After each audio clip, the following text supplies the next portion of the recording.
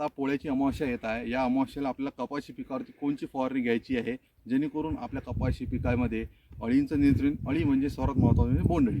तर त्याच्यासाठी आपल्याला काय करावं लागतं शेतकरी मित्र, या अमावस्येला जेव्हा पण आपला जो पतंग आहे बोंडअळीचा, तो जेव्हा आपल्या कपाशी पिकावरती अंडी घालणार, तर त्याच्या नियंत्रणासाठी आपल्याला काय करायचं, त्याच्यामध्ये अळी आणि अंडीनाशक असं एखादं कीटकनाशक फवारा घ्यायचा आहे. मार्केटमध्ये भरपूर उपलब्ध आहे, पण त्यापैकी बरेच शेतकऱ्यांचे आवडीचं आहे ते म्हणजे प्रोफेक्स सुपर.